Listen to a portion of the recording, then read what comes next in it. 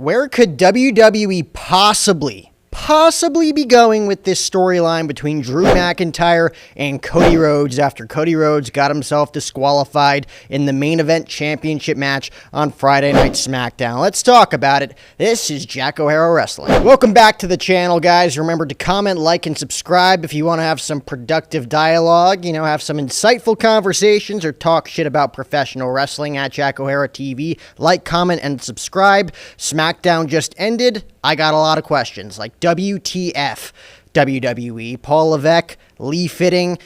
They have their hands on the wheel, and I just got to trust and have faith that it's all going to work itself out.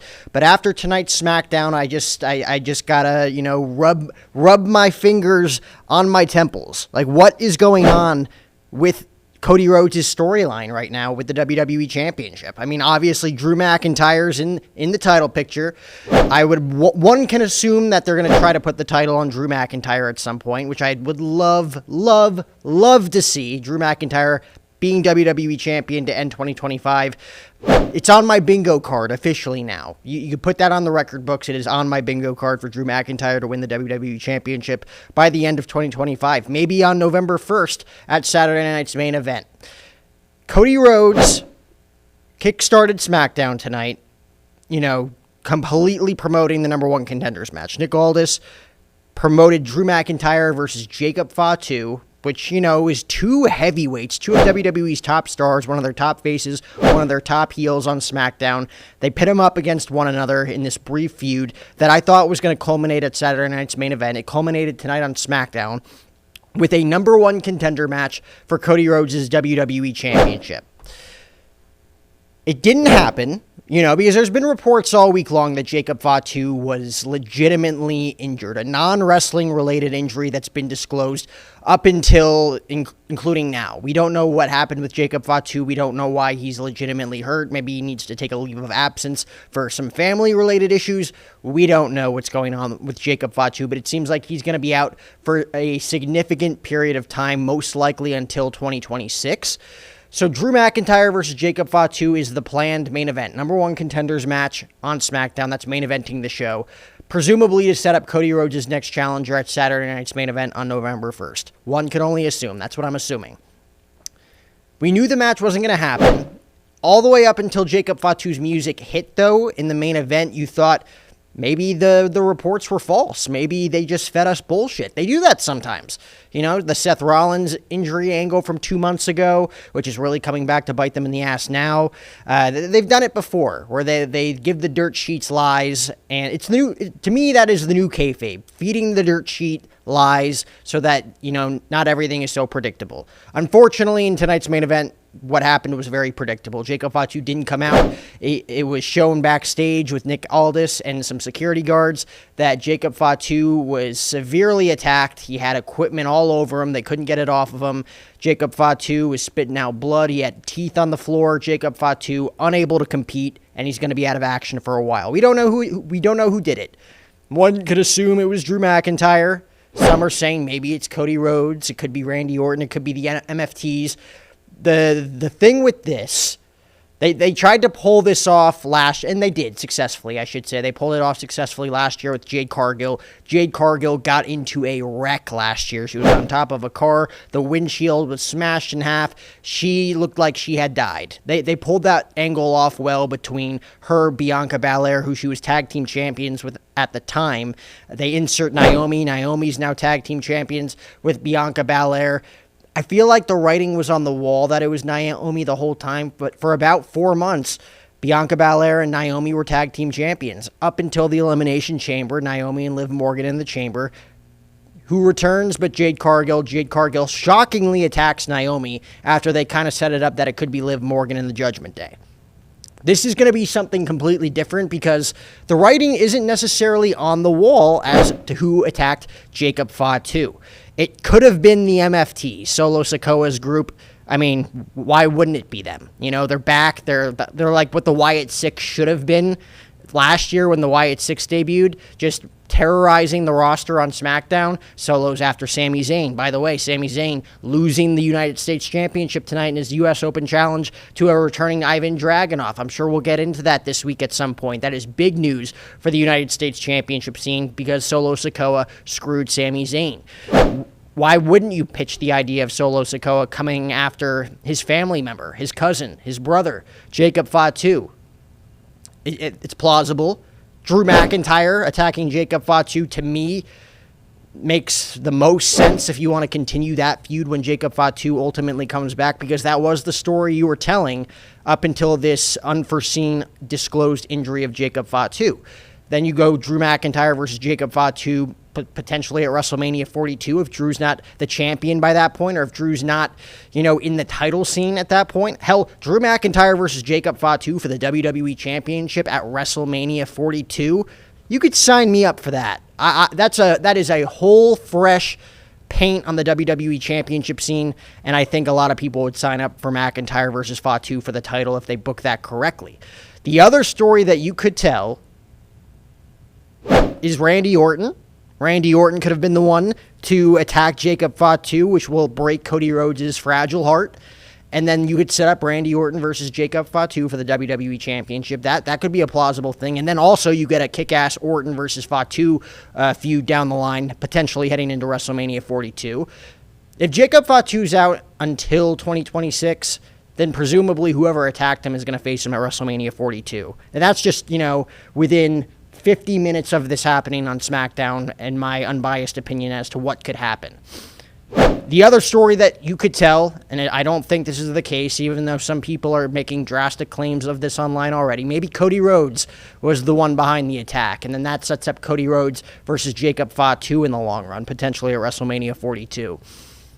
You could make a case for it. He came out in the Final Boss glasses in his entrance to start the show. He was wearing all black, which he rarely does. Cody Rhodes is the bona fide white meat babyface on WWE television. I don't think there's any real chance that he turns heel anytime soon. Everybody online, at very least, I don't think anybody in the crowd wants to see Cody Rhodes turn heel. He still gets the biggest pop in the company at live shows.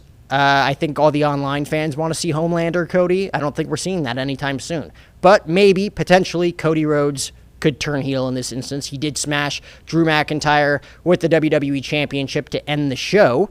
When they booked that, when Drew McIntyre came out and said he had nothing to do with the attack, Cody Rhodes came out as a guilty person would do. He comes out and immediately puts blame on Drew, saying that everybody here wanted to see a number one contenders match. Let's give him a title match. Cody Rhodes deflects the situation almost, as one guilty person would do. He puts the blame on someone else, that being Drew McIntyre.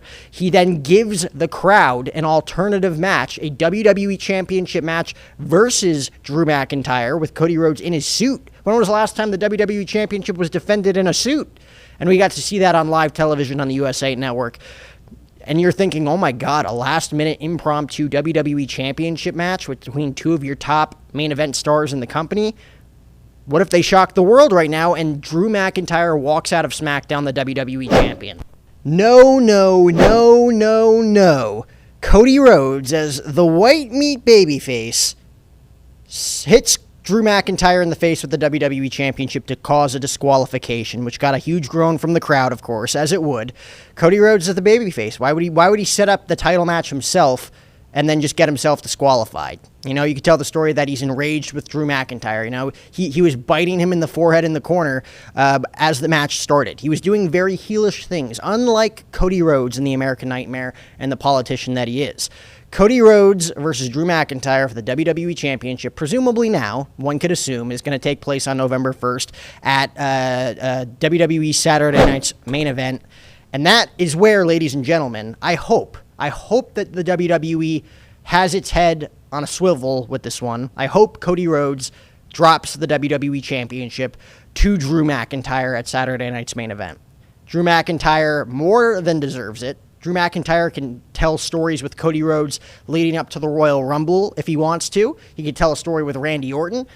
Then when Jacob Fatu comes back, he could tell that story with Jacob Fatu, which would be like I said, a breath of fresh air for the WWE Championship scene that has not seen a John Cena or a Cody Rhodes or a Roman Reigns in the last 5 years holding on to that title and being in that championship scene.